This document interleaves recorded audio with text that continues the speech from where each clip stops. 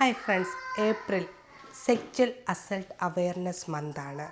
നിങ്ങൾക്കറിയാമല്ലോ, sexual assault ഇത് ആർക്കും എപ്പോഴും എവിടെയും സംഭവിക്കാം. നിങ്ങൾ ഈ വാക്ക് കേൾക്കുമ്പോൾ ഓർക്കും ഒരുപക്ഷെ ഇത് കുട്ടികൾക്ക് മാത്രമാണ്, അല്ലെങ്കിൽ പെൺകുട്ടികൾക്ക് മാത്രമാണ്. അങ്ങനെയല്ല, ഇത് പെൺകുട്ടികൾക്കോ ആൺകുട്ടികൾക്കോ എപ്പോഴോ എവിടെ വെച്ചോ സംഭവിക്കാം. അപ്പോൾ നമ്മൾ എന്താണ് ചെയ്യേണ്ടത്? നമ്മൾ നമ്മുടെ കുട്ടികളോട് പറഞ്ഞു കൊടുക്കണം. ശരിയല്ലേ?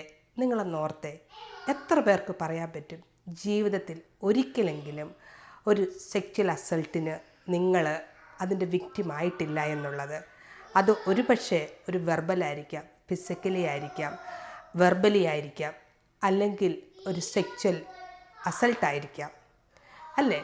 ഒരുപക്ഷെ ഇത് സംഭവിച്ചത് ഒരു തിരക്കുള്ള ബസ്സിൽ വെച്ചായിരിക്കാം, അല്ലെങ്കിൽ ഒരു പള്ളിപ്പെരുന്നാളിനായിരിക്കാം, എവിടെയെങ്കിലും നമ്മൾ പോയെടുത്ത് ഭയങ്കര ക്രൗഡായിരുന്നു അതിനിടയ്ക്കായിരിക്കാം, അല്ലെങ്കിൽ ഒരു ആളൊഴിഞ്ഞ കോണിൽ എവിടെയെങ്കിലും വെച്ചായിരിക്കാം. പക്ഷെ നിങ്ങളോർക്കും, എപ്പോഴും നമ്മൾക്ക് ഇങ്ങനെയുള്ള കാര്യങ്ങൾ സംഭവിക്കുന്നത് നമ്മളറിയാത്ത ഒരു സ്ട്രേഞ്ചറിൽ നിന്നാണെന്ന്. പക്ഷെ അങ്ങനെയല്ല, ഇത് നമുക്ക് ആരിൽ നിന്നും സംഭവിക്കാം. കൂടുതലായിട്ടും സംഭവിക്കുന്നത് നമ്മുടെ വീടിനകത്ത് ഉള്ള ആൾക്കാരിൽ നിന്നാണ്. ഒരുപക്ഷെ നമ്മുടെ അങ്കിളായിരിക്കാം, അമ്മാവനായിരിക്കാം, നമ്മൾ ഏറ്റവും പ്രിയപ്പെട്ടവരെന്ന് വിശ്വസിക്കുന്ന ആൾക്കാരായിരിക്കാം. പണ്ട് കാലത്തെ കൂട്ടുകുടുംബങ്ങളിൽ ഇതൊക്കെ സാധാരണമായിരുന്നു. അന്ന് കുടുംബത്തിൻ്റെ ഭദ്രതയും മറ്റ് റിലേഷൻഷിപ്പും ഒക്കെ വിചാരിച്ച് പല കാര്യങ്ങളും നമ്മൾ മറച്ചു വെക്കുമായിരുന്നു. പക്ഷേ നിങ്ങൾ എന്തെങ്കിലും ചിന്തിക്കുന്നുണ്ടോ? ഇങ്ങനെ ഗോത്രൂ ചെയ്യുന്ന ഓരോ കുട്ടികളുടെയും, പെൺകുട്ടി ആയിക്കോട്ടെ ആൺകുട്ടി ആയിക്കോട്ടെ, അവരുടെ മനസ്സിൽ എന്തൊക്കെയാണ് കടന്നു പോകുന്നത്? ഇങ്ങനെ സംഭവിക്കുമ്പോൾ നമ്മൾ സാധാരണ എന്താണ് പറയുന്നത്? നമ്മളെപ്പോഴും ഒരു പെൺകുട്ടിയാണെങ്കിൽ അവളോട് പറയും, അത് നിൻ്റെ കുഴപ്പമാണ്, നിൻ്റെ നടപ്പിൻ്റെ കുഴപ്പം, അല്ലെങ്കിൽ നിൻ്റെ സംസാരത്തിൻ്റെ കുഴപ്പം, നിൻ്റെ ഡ്രസ്സപ്പിൻ്റെ കുഴപ്പം എന്നല്ലേ നമ്മൾ പറയുന്നത്. നമ്മൾ ഒരിക്കലും അവൾക്ക് കൈത്താങ്ങ് കൊടുക്കാറുണ്ടോ? ഇത് ശരിയായിട്ടുള്ളൊരു കാര്യമാണോ? നമ്മൾ ആരാണ് ഗോത്രൂ ചെയ്ത് അവരെയല്ലായിരുന്നോ സപ്പോർട്ട് ചെയ്യേണ്ടത്? അത് നമ്മൾ ചെയ്യാതെ നമ്മളെപ്പോഴും കുറ്റപ്പെടുത്തുകയല്ലേ ചെയ്യുന്നത്. ഇങ്ങനെ സംഭവിക്കുമ്പോൾ എന്താണ് ഒരാളുടെ ജീവിതത്തിൽ നടക്കുന്നതെന്ന് നിങ്ങൾക്കറിയാമോ? എനിക്കിത് പറയാൻ പറ്റും. എനിക്കറിയാവുന്ന ഒരു കുട്ടി, നേഴ്സിങ്ങിലൊക്കെ ഫസ്റ്റ് റാങ്ക് മേടിച്ച് പാസ്സായ കുട്ടി, അതിൻ്റെ ഡെലിവറി കഴിഞ്ഞപ്പോൾ പെട്ടെന്ന് പോസ്റ്റ്മോർട്ടം ഡിപ്രഷൻ പോലെ വന്നു.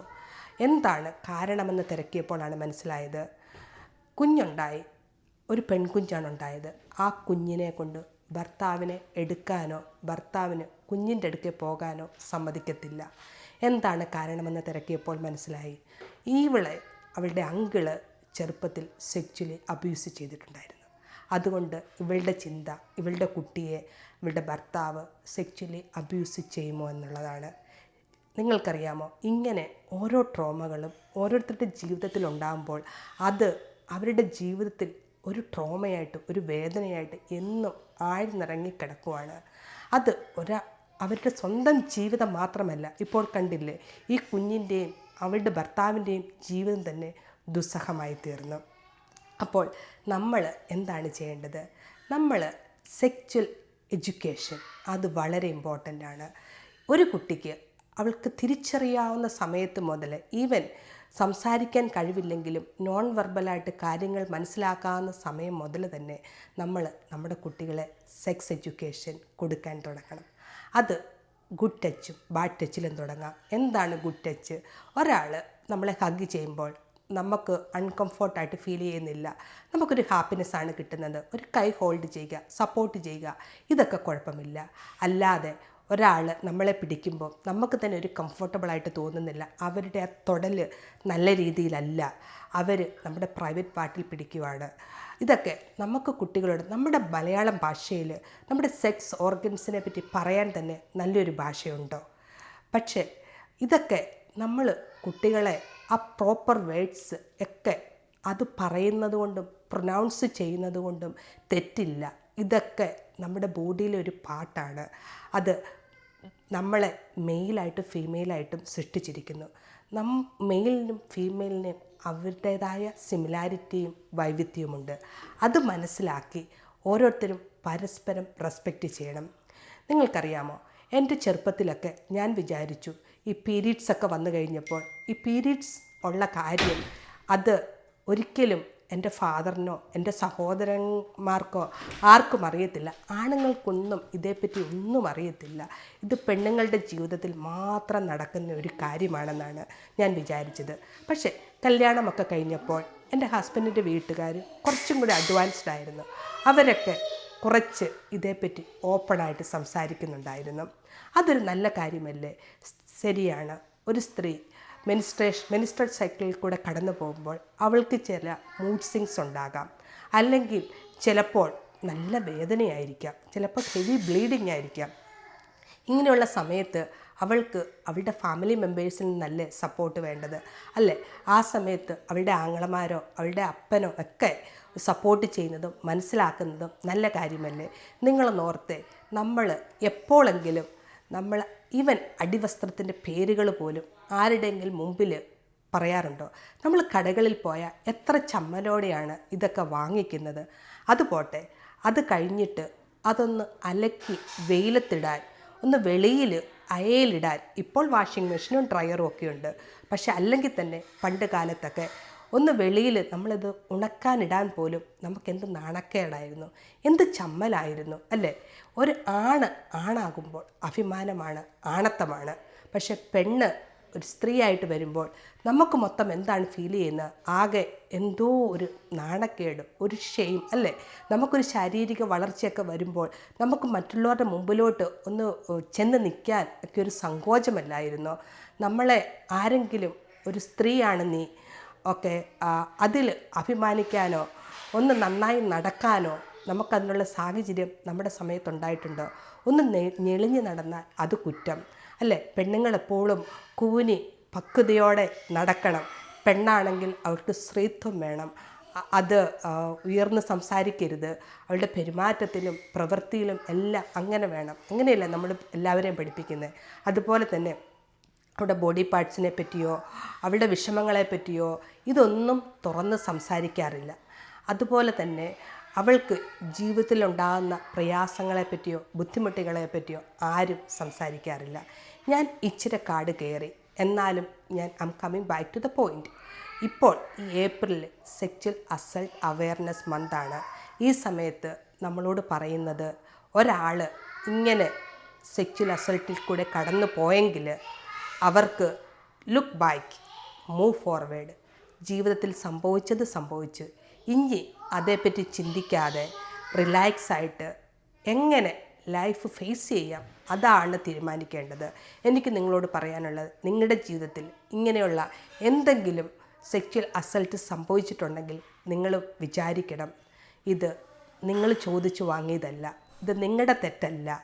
അത് ആരാണോ നിങ്ങൾ ചെയ്തത് അത് അവരുടെ മാനസികമോ ശാരീരികമായ വൈകല്യമാണ്, നിങ്ങളുടെ വൈകല്യമല്ല. നിങ്ങൾ ഓർത്തെ, ഒരു കാർ ആക്സിഡൻറ്റിൽപ്പെട്ടാൽ നമ്മൾ എപ്പോഴെങ്കിലും കാറിനെ ബ്ലെയിം ചെയ്യാറുണ്ടോ? കാർ ഓടിച്ചയാളെയോ വന്നിടിച്ച ആ ഡ്രൈവറെയോ അല്ലേ നമ്മൾ ബ്ലെയിം ചെയ്യാറുള്ളൂ. അതുപോലെ തന്നെ ഈ സെക്ച്വൽ അസൾട്ടിനും അങ്ങനെയാണ് വിചാരിക്കേണ്ടത്. ഒരാൾ നിങ്ങളെ അങ്ങനെ ചെയ്തെങ്കിൽ നിങ്ങളുടെ തെറ്റല്ല, ഒരിക്കലുമല്ല, അത് ചെയ്തവരുടെ തെറ്റാണ്. എനിക്ക് ഈ സമയത്ത് പറയാൻ പറ്റും, എൻ്റെ ഒരു ഫ്രണ്ടിൻ്റെ മോള് സ്കൂളിൽ പോകാൻ നേരം ഒരു സ്ലീവ്ലെസ് ഡ്രസ്സുമായിട്ട് ഇട്ടുകൊണ്ട് വരുവാണ്. അപ്പോൾ എൻ്റെ ഫ്രണ്ട് പറഞ്ഞു, നീ സ്കൂളിൽ പോകുവാണ്, അപ്പം നീ ഇങ്ങനെ സ്ലീവ്ലെസ് ഡ്രസ്സൊക്കെ ഇട്ട് പോയാൽ അത് നിൻ്റെ ബോയ്സ് ടെമിറ്റേറ്റഡ് ആകും, അതുകൊണ്ട് അങ്ങനെ സ്ലീവ്ലെസ് ഡ്രസ്സൊന്നും വിട്ട് സ്കൂളിൽ പോകരുത് എന്ന് പറഞ്ഞു.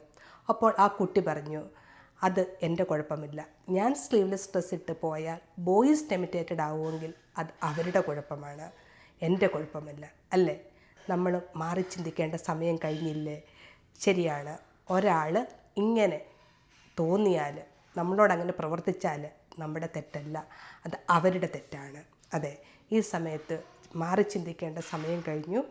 ഓപ്പണായിട്ട് നമ്മുടെ കുട്ടികൾക്ക് സെക്സ് എഡ്യൂക്കേഷൻ കൊടുക്കുക, ഇങ്ങനെയുള്ള കാര്യങ്ങൾ ഓപ്പണായിട്ട് ഫാമിലിയിൽ കമ്മ്യൂണിക്കേറ്റ് ചെയ്യാൻ ഒരു ഓപ്പൺ സ്പേസ് കൊടുക്കുക. അതുപോലെ തന്നെ നമ്മുടെ കുട്ടികളോട് പറയണം, എപ്പോഴും എല്ലാ റിലേഷൻഷിപ്പിലും ബൗണ്ടറീസ് ഇടണം. അതായത് സർപ്രൈസസ് നമുക്ക് നല്ലതാണ്. സർപ്രൈസസ് കിട്ടുമ്പോൾ ആ സർപ്രൈസ് തരുന്ന ഒരാൾ നമ്മളോട് ഒരിക്കലും സീക്രട്ട് കീപ്പ് ചെയ്യാൻ പറയരുത്. ഇപ്പം നമ്മളോട് ഒരാൾ വന്നിട്ട് നമ്മൾക്കൊരു ഗിഫ്റ്റ് തരുവാണ്, പിന്നെ നമ്മളെ ആരും കാണാതെ കൂടുതൽ ഗിഫ്റ്റ് തരുന്നു, അപ്രിഷ്യേറ്റ് ചെയ്യുന്നു, അഥവാ ഒരു പക്ഷേ നമ്മുടെ വീട്ടുകാർ നമ്മളോട് ഉപയോഗിക്കരുത് എന്ന് പറയുന്ന ഒരു കാര്യങ്ങൾ ഉപയോഗിക്കാനുള്ള ഫ്രീഡം തരുന്നു, അതിനുള്ള അവസരം തരുന്നു. ഒരുപക്ഷെ സോഷ്യൽ മീഡിയയിൽ കൂടെ ആയിരിക്കാം, അല്ലെങ്കിൽ എന്തെങ്കിലും ഡ്രഗ്സ്, ആൽക്കഹോൾ ഇങ്ങനെയുള്ള കാര്യങ്ങൾക്കായിരിക്കാം നിങ്ങൾ ഒരു അഡൾട്ട് നിങ്ങൾക്കതിനുള്ള അവസരം തരുന്നത്. പക്ഷേ ഒരിക്കലും നിങ്ങൾ അതിനകത്തൊന്നും പെട്ടു പോകരുത്. ആരെങ്കിലും കുട്ടികളെ നിങ്ങളോട് ഒരു അഡൾട്ട് വന്നിട്ട് പറയുവാണ് ഞാനിത് തരുന്നു, ഇത് ചെയ്യുന്നു, നിങ്ങൾ ഒരിക്കലും ആരോടും പറയരുത്. അതെ, ഒരാൾ ആരായിക്കോട്ടെ നിങ്ങളോട് പറയുവാണ് നിങ്ങളുടെ മാതാപിതാക്കളോട് പറയരുത് എന്ന് പറഞ്ഞ് ഒരു കാര്യം പറഞ്ഞാൽ നിങ്ങൾ അങ്ങനെ ചെയ്യരുത്. അതെ, സർപ്രൈസസ് നല്ലതാണ്, അത് ആരിൽ നിന്നാണ് കിട്ടുന്നതെന്ന് നോക്കണം. സർപ്രൈസസ് വിത്ത് സീക്രട്ട് ഒരിക്കലും നല്ലതല്ല. അതെ, ഈ ഏപ്രിൽ സെക്ച്വൽ അസൾട്ട് അവയർനെസ് മന്തിൽ എല്ലാവരും കോൺഷ്യസ് ആകുക. കുട്ടികളെ ഗുഡ് ടച്ചും ബാഡ് ടച്ചും പഠിപ്പിക്കുക, സെക്സ് എഡ്യൂക്കേഷൻ കൊടുക്കുക.